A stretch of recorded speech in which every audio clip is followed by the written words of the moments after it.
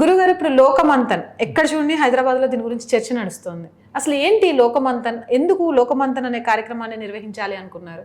ఇప్పుడు లోక అంటే ఏంటంటే ప్రపంచం, ప్రపంచంలో ఉన్న జనులు, ప్రపంచంలో ఉన్న జంతువులు, ప్రపంచంలో ఉన్న వృక్షాలు, ప్రపంచంలో ఉన్న సముద్రాలు అన్నింటినీ కలిపి మనం లోక అంటారు. ముల్లోకములు అంటాం కదండి. లోక ఈచ్ లోక కంప్రజెస్ సో మెనీ థింగ్స్ అనమాట అండి. సో ఈ లోకంలో భారతదేశం అనేది ఒక గొప్ప దేశం. దీనికి సాటి దేశం మరి ఎక్కడ కూడా లేదు. ఎంత వైవిధ్యం ఉన్నది. పర్వతాలు ఉన్నాయి, లోయలు ఉన్నాయి, ఎడారులు ఉన్నాయి, మురుగుతో నిండిపోయినటువంటి ప్రదేశాలు ఉన్నాయి, సమతలమైనటువంటి ప్రదేశాలు ఉన్నాయి.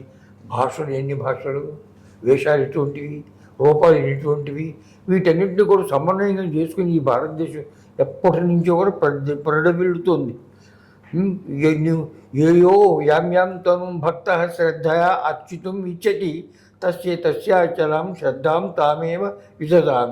అంటే ఎవరు ఏ విధంగా ఎవరిని ఏ రూపంలో ఏ భాషలో తలుచుకుంటారో పూజిస్తూ ఉంటారో వారి యొక్క శ్రద్ధని నేను బలపరుస్తాను అన్నాడు శ్రీకృష్ణుడు. కొన్ని దేశాల్లో ఈ మతమే ఉండాలి, ఈ దేవుణ్ణి మీరు పూజించాలి అంటారు. కాబట్టి మత సంఘర్షణ జరుగుతాయి. ఒక మతంలో భారతదేశం, ప్రపంచంలో, ఈ లోకంలో 2, 3, 4 ఉన్నాయన్నమాట అండి. కానీ మనం ఏం చెప్తున్నామన్నమాట అండి, లోక సమస్త సుఖినో భవంతు, అందరూ కూడా సుఖంగా ఉండాలి, అందరూ కూడా ఏ దుఃఖం కానీ ఏ రోగం కానీ ఉండకుండా ఉండాలి. సహనావతు సహనౌ భునక్తు సహ వీర్యం అంటే కలిసి మెలిసి బ్రతుకుదాము, సాధిస్తాము, శోషిస్తాము, అంతా కలిసి ఉండాలి అని చెప్తున్నాం అనమాట. ఎలా కలిసి ఉంటాం అనమాట అండి, నీ యొక్క భక్తి వేరు. అలాగే విశ్వనాథ సత్యనారాయణ నా భక్తి రచనలు నావికాన మరలా ఇదే రామాయణం అన్నచో అంటే ఎన్నో మంది రాస్తున్నారు రామాయణాలు. ఎందుకు రాస్తున్నారంటే తన రచనలు తనవిగా, తన భక్తి తనవిగా. అదేవిధంగా ఈ భారతదేశంలో ఉన్న వైవిధ్యం, అందులోని ఏకత కూడా ఉన్నదన్నమాట అండి.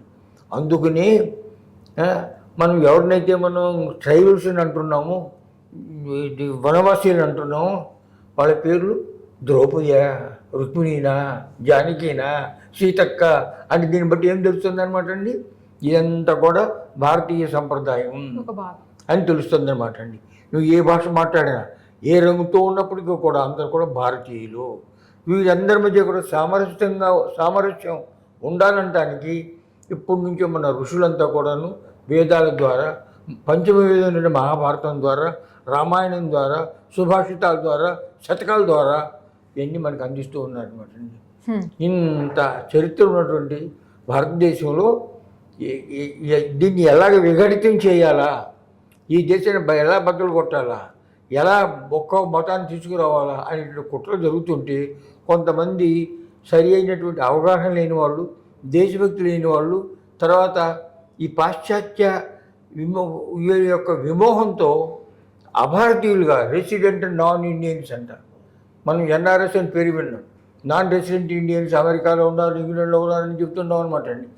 కానీ భారతదేశంలో కూడా ఒక 600-700 ఏళ్ళు ఇస్లామిస్టులు పాలించడం వలన, దాదాపు 200 ఏళ్ళు ఇంగ్లీష్ వాళ్ళు పాలించడం వలన అభారతీయులు కొంతవరకు వ్యాపించిపోయింది అనమాట అండి.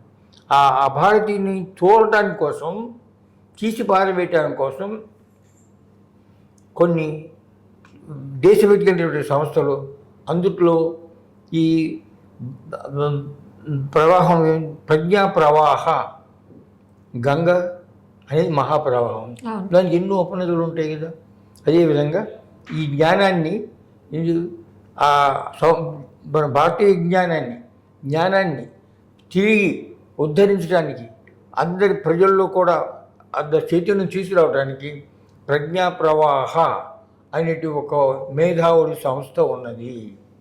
ఆ మేధావుల సంస్థ దానికి గంగకి ఎన్నో ఉపనదులు, సింధునికి ఎన్నో ఉపనదులు ఉన్నట్టుగా ఆ ప్రజ్ఞా ప్రవాహానికి ఆంధ్రప్రదేశ్, తెలంగాణలో ప్రజ్ఞాభారతి అనే ఒక ఉపనది.